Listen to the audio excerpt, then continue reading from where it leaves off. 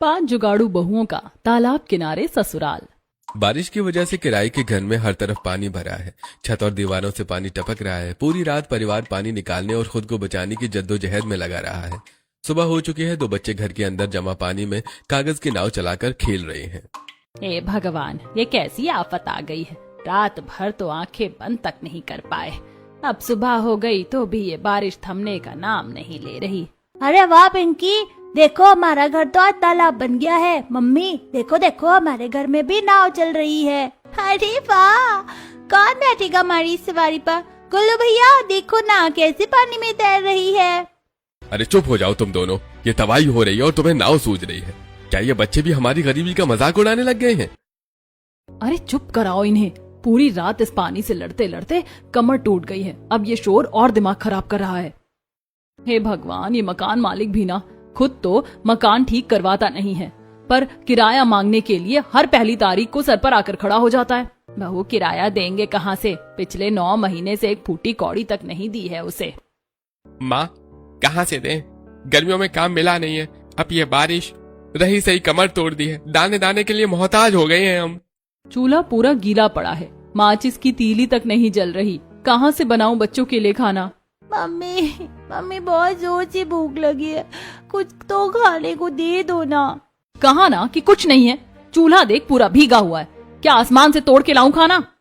मीता गुस्से में बच्चे के गाल पर जोर से थप्पड़ मार देती है, फिर तुरंत उसे अपने गले से लगा लेती है। ओ मेरी जान, मुझे माफ कर दे बेटा।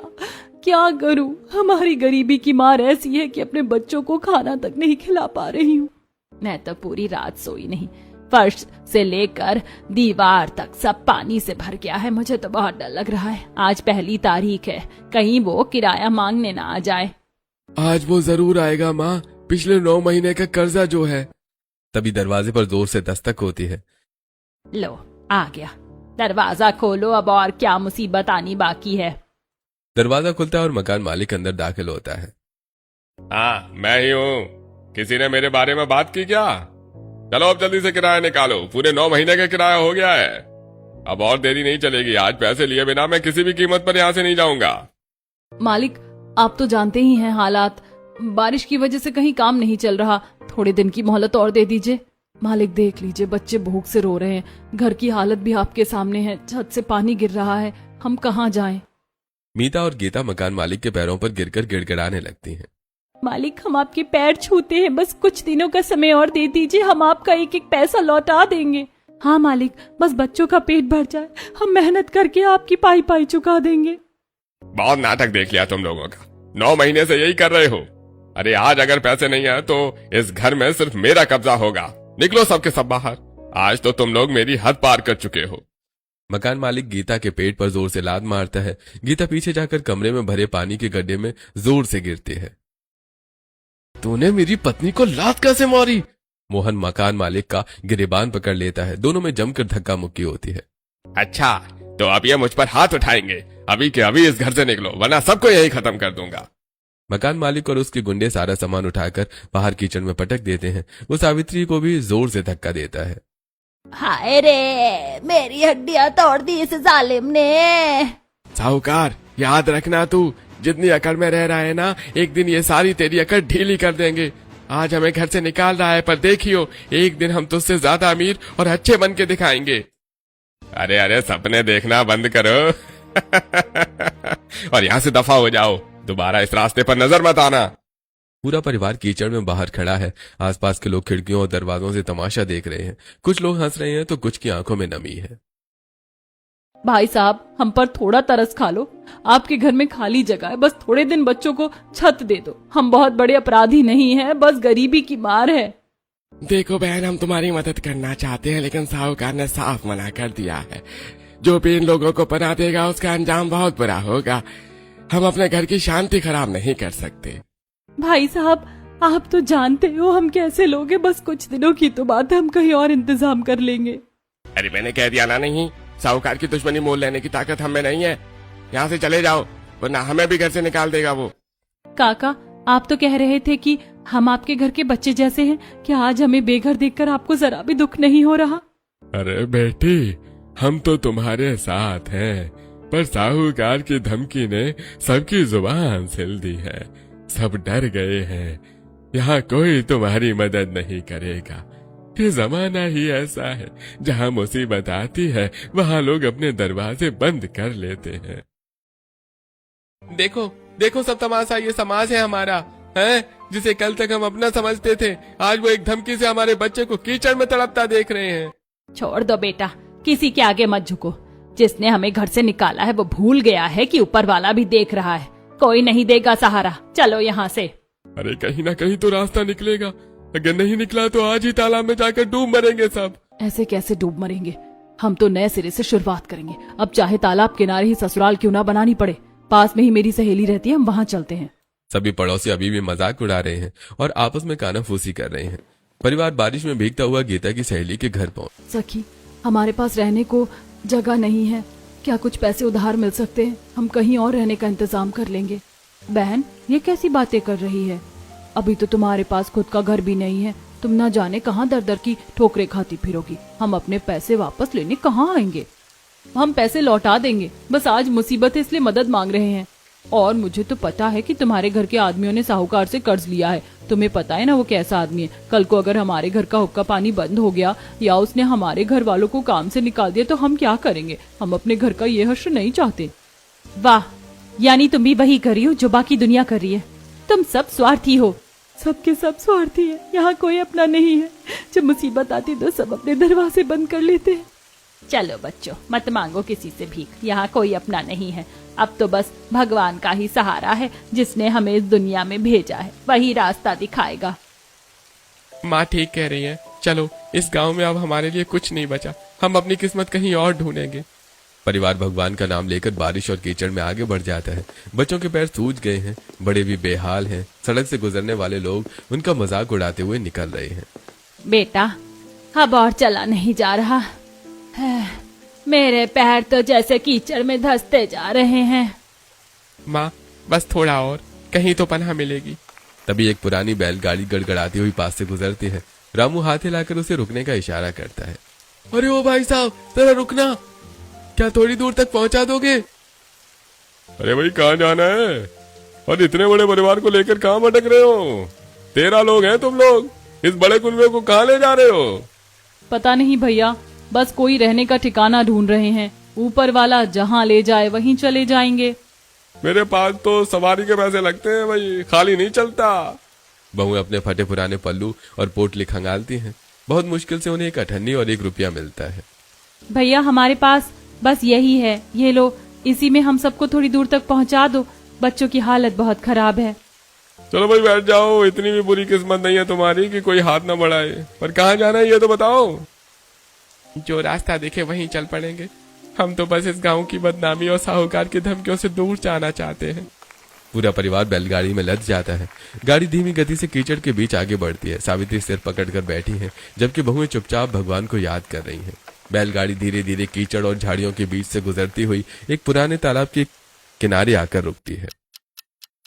अरे ये जगह तो जानी पहचानी लग रही है। ये तो वही तालाब है जहाँ से हम पानी भरने आते थे। देखो, बारिश के कारण तालाब का पानी बढ़कर किनारे तक आ गया है। वो देखो पुरानी झोपड़ी, वही है ना जहाँ टाट पट्टी और फटी बोरियों से मछुआरों ने अपना ठिकाना बनाया था। हाँ याद आया, पिछली बार हम यहाँ आए थे तो मछुआरे यहीं रहते थे। मछली पकड़ते समय मछलियों को इकट्ठा करने और बारिश से बचने के लिए उन्होंने इसे बनाया था। लेकिन हम यहाँ रहेंगे कैसे? हम इतने सारे लोग हैं, ये झोपड़ी कितनी छोटी है और क्या मछुआरे हमें यहाँ रहने देंगे? इतनी बड़ी टोली को देख वो वैसे ही हमें भगा देंगे। यहाँ तो पैर रखने की भी जगह नहीं है। अरे एक बार देखने में क्या हर्ज है, देखते हैं कोई है भी या नहीं। और जब कुछ नहीं होता तो तिनके का ही सहारा होता है। मुसीबत में इंसान को जो मिल जाए वही सही। ठीक कह रही है मीता, इस बारिश में भीगने से तो अच्छा है कि एक बार चलकर देख ले। आज की रात गुजारने के लिए छत मिल जाए तो बहुत है। झोपड़ी के पास बारिश की बूंदों की आवाज आ रही है। ओ भाई, कोई है क्या अंदर? अंदर से कोई जवाब नहीं मिलता। रामू और सोहन सावधानी से अंदर झांकते हैं। अरे यहाँ तो कोई है ही नहीं, पूरी झोपड़ी खाली पड़ी है। लगता है बारिश इतनी तेज है कि मछुआरे यहाँ से कहीं और चले गए होंगे। शायद मछलियाँ पकड़ने का मौसम नहीं है, इसीलिए वह दूसरी जगह पलायन कर गए। चलो जो भी है, आज की रात तो सर ढकने के लिए जगह मिल गई। सूरज डूबने को आया है और सुबह से हम भटक रहे, ना रोटी खाई है ना पानी पिया। आज रात के लिए क्या ही बुरी जगह है ये। कम से कम बारिश से तो बचेंगे, रात भर की तो बात है, सुबह होते ही कुछ ना कुछ सोच लेंगे।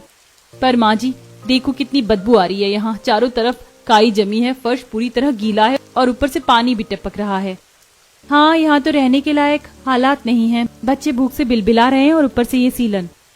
हाँ, हम 13 लोग यहाँ कैसे रहेंगे? यहाँ तो पैर रखने की भी जगह कम पड़ रही है। बच्चे रोने से कुछ नहीं होगा, जब चारों तरफ मुसीबत हो तो जो सिर पर छत दे दे वही महल है। आज रात यहीं गुजारेंगे, देखते हैं कुछ जुगाड़ हो सकता है क्या। पूरा परिवार झोपड़ी के अंदर घुसता है। रात बिताने के लिए वो सब वहीं बैठ जाते हैं। यहाँ भी तो वही हालत है, इतनी बुरी जगह हम कैसे रहेंगे? बच्चे भूख से बिलबिला रहे हैं और ऊपर से ये सीलन और पानी, इससे तो बाहर ही बेहतर था। माँ जी आप फिक्र मत करो, हम बहुएं हैं, हाथ पर हाथ धरे नहीं बैठेंगी। सब मेरी बात सुनो, हमें काम बांटना होगा। बिल्कुल, रीता और सीता तुम लोग दीवारों का इंतजाम देखो, नीता और मैं छत का कुछ करते हैं। मीता तुम अपनी पोटली निकालो, देखते हैं उसमें क्या काम का सामान है। दीदी क्या है उसमें? याद है जब हमारे पास कुछ नहीं था तब हम दूध की पन्नियों और आटे के खाली कट्टों को जोड़ जोड़ कर चटाई सिलकर रखती थी। आज वही हमारा घर बचाएंगी।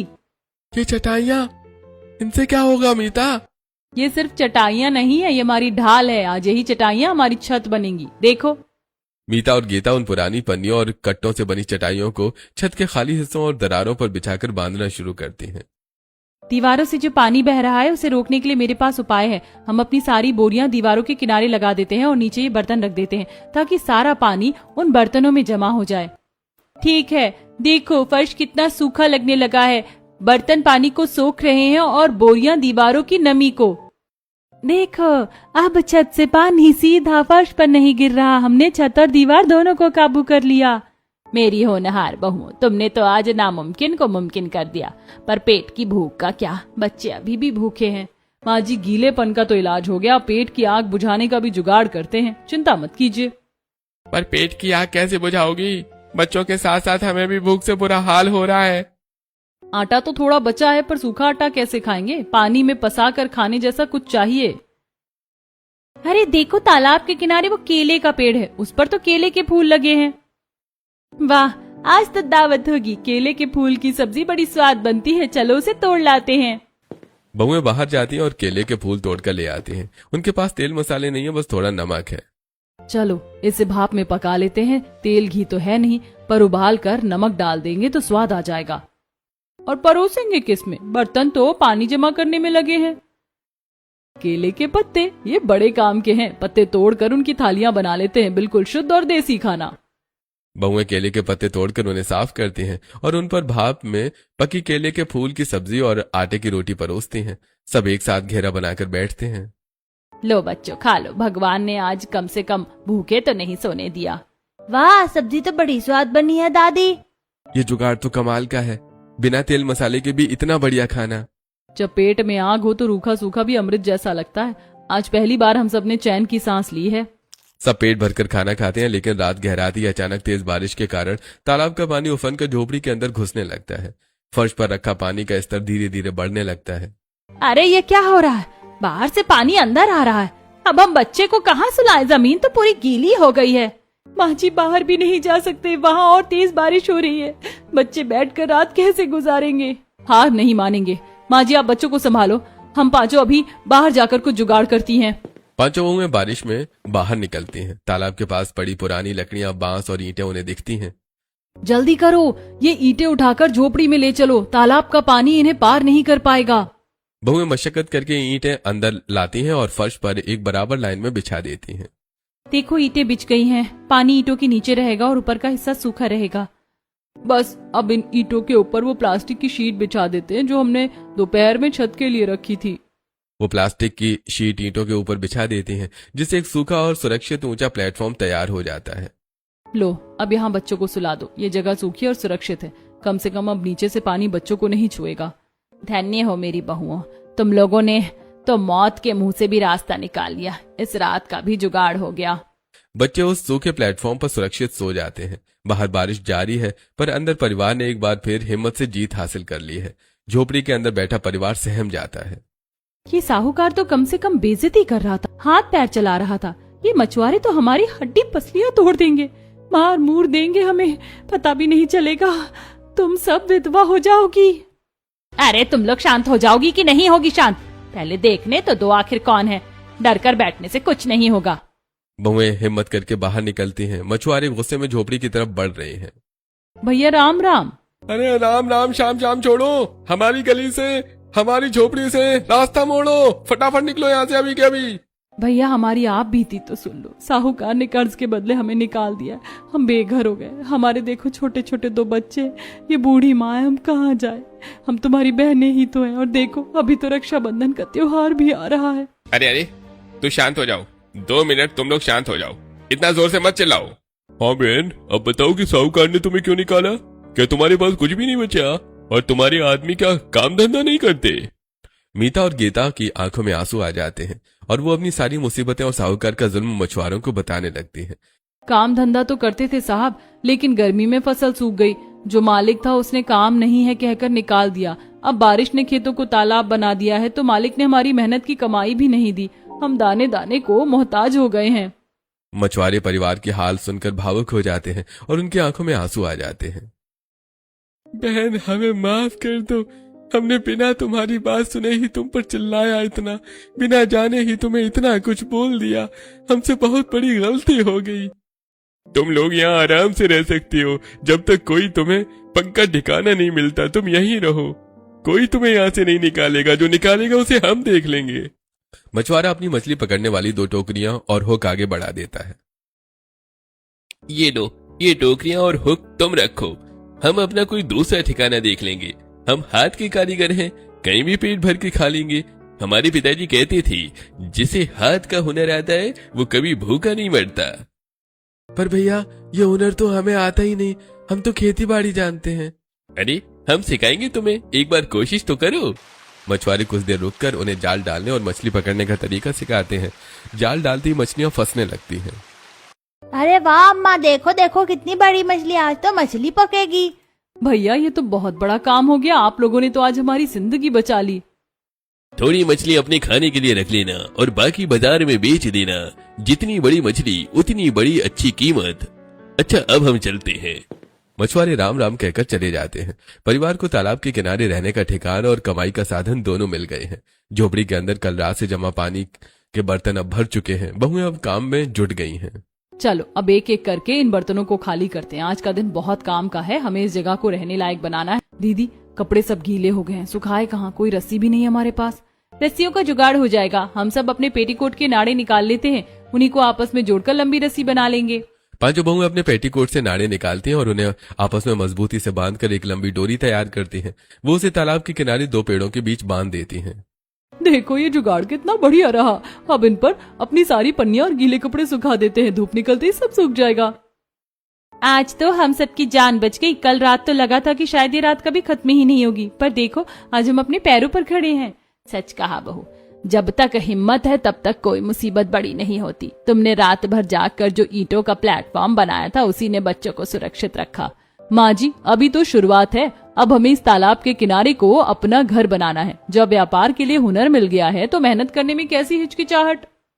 सुबह के काम के बीच परिवार ने काम बांट लिया है। कुछ झोपड़ी की सफाई कर रहे हैं, कुछ आदमियों को मछली पकड़ने की तरकीबें बता रहे हैं।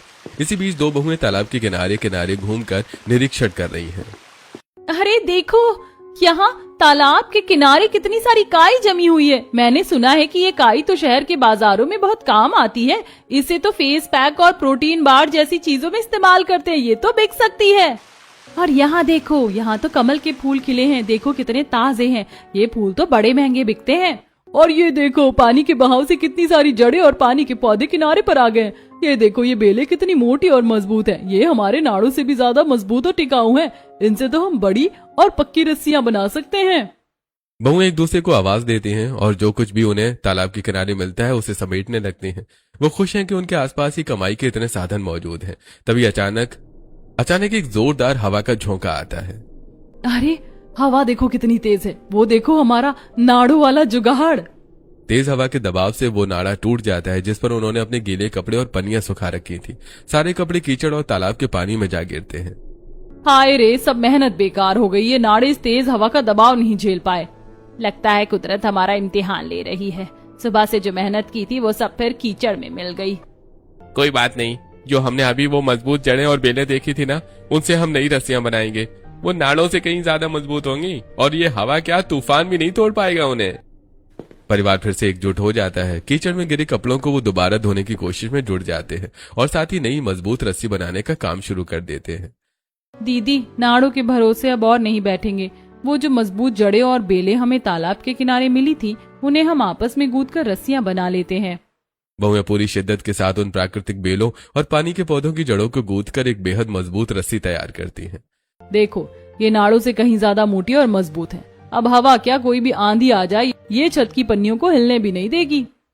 रामू और सोहन उन रस्सियों की मदद से छत की पन्नियां और कट्टों को झोपड़ी के ढांचे के साथ कसकर बांध देते हैं। झोपड़ी अब पहले से कहीं ज्यादा सुरक्षित महसूस हो रही है। वाह, तुमने तो सच में इसे एक पक्का घर बना दिया। अब बाहर मूसलाधार बारिश भी हो तो अंदर पानी नहीं आएगा। माँ जी, छत तो पक्की हो गई है। अब बारी है बाजार जाने की। आज हम उन कमल के फूलों, ककड़ियों और काई को टोकरियों में भरकर बाजार ले जाएंगे। वो उन प्राकृतिक चीजों को साफ करके सलीके से टोकरियों में सजाती हैं। आज हम मछली भी साथ ले जाएंगे। आज देखना, हमारा माल सबसे पहले बिकेगा क्योंकि ये सब ताजा और तालाब के किनारे का है। चलो, आज का दिन हमारी मेहनत का दिन है। आज की कमाई से ही हम आगे का सामान लाएंगे और इस झोपड़ी को और भी बेहतर बनाएंगे। पूरा परिवार एक साथ निकल पड़ता है। कंधे पर मछली की टोकरियां और हाथों में तालाब के किनारे मिली कुदरती संपदा लेकर परिवार बाजार पहुंचता है। मछलियां और तालाब की उपज, काई, कमल के फूल, कमल ककड़ी को देखकर लोग आकर्षित हो रहे हैं। रामू और सोहन मछली बेचने में व्यस्त है। अरे, ये क्या तमाशा है? मैंने कहा था ना कि इस गांव में तुम्हें कहीं जगह नहीं मिलेगी और तुम लोग यहाँ व्यापार कर रहे हो। साहूकार, हम किसी के घर में नहीं बैठे। ये हम अपनी मेहनत से तालाब के किनारे से लाए हैं और अपनी मेहनत का सौदा कर रहे हैं। मेहनत? तालाब मेरा है, उसका पानी मेरा है। ये जो कुछ भी तुम बेच रहे हो ये सब मेरा है। भागो यहाँ से, वरना आज इस बाजार में तुम्हारी हड्डियां तोड़वा दूंगा। जरा रुकिए साहूकार, कानून और जमाना बदल चुका है। तालाब सरकारी होता है, किसी के बाप की जागीर नहीं। और अगर आप हमें यहाँ से हटाना चाहते हैं तो पहले ये भीड़ और ये दुकानदार जो हमारी मेहनत की चीजें खरीदने आए हैं, इन्हें हटाना होगा। अरे साहूकार भाई, ये लोग अपनी मेहनत से माल लाए हैं। ये लोग कल तक भूखे मर रहे थे, आज इन्होंने अपने हाथ के हुनर से ये सामान बनाया है। तुम कब तक लोगों के पेट पर लात मारोगे? आपने हमारा घर छीना, हमने मेहनत चुनी। आपने धमकी दी, हमने हुनर चुना। आज आप हमें यहाँ से भगाओगे तो कल हम किसी और बाजार में खड़े होंगे, लेकिन अब हम डरकर भागने वाले नहीं हैं। बाजार के लोग अब साहूकार के खिलाफ आवाज उठाने लगते हैं। साहूकार अकेला पड़ जाता है। उसके गुर्गे भी जनता के गुस्से को देखकर पीछे हट जाते हैं। तुम लोगों को इसका पछतावा होगा। आज बच गए हो और अगली बार नहीं बचोगे। साहूकार धमकी देकर वहां से चला जाता है। देखो माँ जी, आज तो हमने बहुत सारा पैसा कमा लिया। अब हम अपनी झोपड़ी के लिए तिरपाल और बच्चों के लिए कुछ कपड़े खरीद सकते हैं। आज हमने सिर्फ पैसे नहीं कमाए हैं बेटा, आज हमने अपना खोया हुआ सम्मान वापस कमाया है। अब हमें कोई नहीं डरा सकता। बाजार से लौटते समय परिवार बाजार से कुछ जरूरी सामान जैसे आटा और थोड़ा नमक खरीदता है। झोपड़ी के पास पहुंचते ही बच्चे उत्सुकता से दौड़ते हैं। बच्चों, आज के लिए तुम्हारा ये खेल का सामान, इनसे खेलो। बहू ने तालाब से जो कमल के फूल और कमल गट्टे इकट्ठे किए थे, उनमें से कुछ काले रंग के कमल गट्टे बच्चों को खेलने के लिए गुट्टे के रूप में दे दिए हैं। बच्चे बड़ी चाव से उन सख्त कमल गट्टों को आपस में टकराकर खेल रहे हैं। माँ देखो, ये टकराकर टूट गया। इसके अंदर एक क्या है, एकदम सफेद और गोल। अरे, ये तो कच्चा मखाना है। देखो, कमल गट्टे की सख्त परत के अंदर ये मखाने छिपे थे। वाह, कुदरत भी कितनी दयालु है। हम जिसे बेकार का खेल का सामान समझ रहे थे, उसी में हमारा खाना छिपा था। चलो बच्चों, आज तो मखानों की दावत होगी। सब मिलकर उन कमल गट्टों को तोड़ते हैं और उनमें से सफेद मखाने निकलते हैं। मखानों का स्वाद ताजा और मीठा है, जिसे खाकर बच्चे झूम उठते हैं। आज बाजार से लाए आटे की रोटी और इस कमल गट्टे की सब्जी आज हम सब पेट भर कर खाएंगे। बहुएं चूल्हे पर कमल गट्टे की सब्जी पर चढ़ाती हैं और आटे की रोटियां सेकती हैं। झोपड़ी के अंदर अब सिर्फ सीलन की गंध नहीं, बल्कि खाने की भीनी भीनी खुशबू फैली है। आज हमने मछलियां बेची और आटे का इंतजाम किया। कल फिर मेहनत करेंगे। अब हम किसी के मोहताज नहीं हैं। सच कहा बेटा, आज हमने ना सिर्फ खाना जुटाया है, बल्कि इस तालाब की गोद में जीना भी सीख लिया है। जिसने हमें ठुकराया था, उन्हें क्या पता कि हम यहाँ एक नई दुनिया बसा रहे हैं। बाजार से लौटते हुए बारिश में कुछ सब्जियां खराब हो गई हैं, लेकिन बहुएं हार मानने वालों में से नहीं है। 3 दिन बाद बच्चे खेलते खेलते जंगल की ओर चले जाते हैं। बच्चे खुशी खुशी उन्हें पकड़कर ले आते हैं। माँ देखो, ये मुर्गियाँ हमें झाड़ियों के पास मिली। अरे इन्हें पानी में तो नहीं रख सकते, ये तो मर जाएंगी, इन्हें ऊपर ही रखना होगा। रुकिए, क्यों ना हम इनके लिए लकड़ियों और पुरानी टहनियों से एक छोटा सा दड़बा बना दे। अगर इनके लिए छत बन सकती है तो हमारे लिए क्यों नहीं। बहुएं तुरंत काम में जुट जाती हैं। वे मुर्गियों के लिए लकड़ियों का एक ऊंचा स्टैंड बनाती हैं, जिसे देखकर उन्हें एक बड़ा आइडिया आता है। देखो, हमने मुर्गियों को सूखा रखा तो हम भी खुद को वैसे ही रख सकते हैं। क्यों ना हम पूरी झोपड़ी को केले के पत्तों और मजबूत झाड़ियों से ढक दें। केले के पत्ते पर तो पानी टिकता ही नहीं, वो सीधे नीचे फिसल जाता है। पांचों बहुएं केले के पत्ते और घनी झाड़ियों को आपस में बुनकर एक वाटरप्रूफ शीट तैयार करती हैं और उसे झोपड़ी की दीवारों की दरारों पर लगा देती हैं। अब फर्श की बारी है। ईंटें तो हमने बिछाई थी, अब ईंटों के ऊपर आटे के कट्टों की वो चटाइयां बिछा देते हैं, फिर पन्नी और उसके ऊपर झाड़ियों की एक परत। अब उनका फर्श पूरी तरह सूखा और आरामदायक हो गया है। एक तरफ मछलियां पकड़ने का काम चल रहा है, दूसरी तरफ मुर्गियां भी रहने लगी हैं। सच में तुम्हारी हिम्मत ने इस टूटी झोपड़ी को महल बना दिया है। देखो कैसे आज हमारे घर में अंडे भी हैं, ताजा मछलियां भी हैं और ऊपर छत भी है। अब तो हम मछलियां पकड़कर बाजार में भी नाम कमा रहे हैं। लोग पूछने लगे हैं, वो तालाब किनारे रहने वाला खुशहाल परिवार कौन है? जो कल तक बेघर थे, आज उनके पास अपना ठिकाना है और अपने हाथ का हुनर भी। जब मेहनत साथ हो तो मुसीबत भी रास्ता छोड़ देती है। परिवार का जीवन अब व्यवस्थित हो रहा है। झोपड़ी अब एक सुरक्षित घर बन चुकी है। तालाब अब केवल पानी का स्रोत नहीं, बल्कि उनकी कमाई का जरिया बन गया है। देखो, मछली पकड़ना तो अब हमारे आदमियों के हाथ का खेल हो गया है, पर क्या आपको पता है इस तालाब की असली दौलत तो कीचड़ के अंदर छिपी है। क्या मतलब दीदी?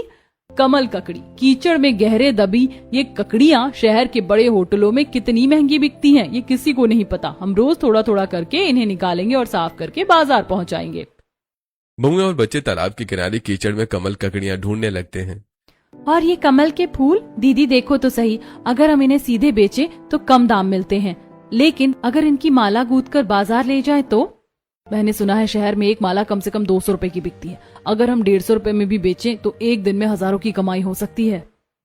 अगले कुछ दिनों तक झोपड़ी में कमल के फूलों की माला बनाने का काम चलता है। बच्चे, बहुएं और माँ जी मिलकर बेहद कलात्मक मालाएं तैयार करते हैं। ये मालाएं तो अद्भुत है, आज मैं इन्हें बाजार लेकर जाऊंगा। जाओ बेटा, मेहनत का फल हमेशा मीठा होता है।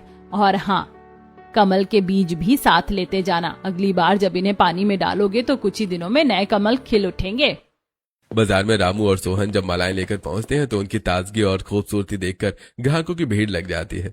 150 रुपए की एक माला हाथों हाथ बिक जाती है। देखो, आज हमने उतनी कमाई कर ली जितनी हम खेतों में पूरे महीने मजदूरी करके नहीं कर पाते थे। ये सिर्फ कमाई नहीं है, ये हमारा स्वाभिमान है। अब हमारे पास खाने के लिए आटा भी है, घर के लिए मजबूत छत भी और भविष्य के लिए एक बढ़ता हुआ व्यापार भी। कुछ महीने बीतते गए। अब तालाब का किनारा पांचों बहुओं ने मिलकर लकड़ियों, चारों तरफ गिलोय की बेलें और छोटे छोटे फूलों के पौधे लहला रहे हैं और झोपड़ी को कलाकारी से एक सुंदर और पक्का आशियाना बना लिया है। देखो, हमें नया घर बनाने की जरूरत नहीं है, बस इसे थोड़ा और मजबूत और सुंदर बनाना है। हमने अपनी मेहनत से इसे महल जैसा बना लिया है। बिल्कुल सही। ये झोपड़ी अब छोटी नहीं बल्कि हमारे हुनर का केंद्र है। हमने इसकी दीवारों में अपनी मेहनत और खुशियां जोड़ी हैं। बहुओं ने अब गांव की उन महिलाओं को भी साथ जोड़ लिया है जो बेरोजगार थी। दीदी देखो, गांव की 5 महिलाएं हमारे साथ जुड़ गई हैं। अब और भी तेजी से मकानों और कमल ककड़ी की मालाएं तैयार कर पाएंगे। आज झोपड़ी के बाहर रौनक है। सब लोग एक साथ मिलकर काम कर रहे हैं। मखानों की मिठास और मेहनत की महक हर तरफ फैली है। लेकिन दोस्तों, क्या आपको पता था कि कमल के पत्तों और डंठलों के नीचे मखाने छिपे होते हैं जो स्वास्थ्य के लिए कितने पौष्टिक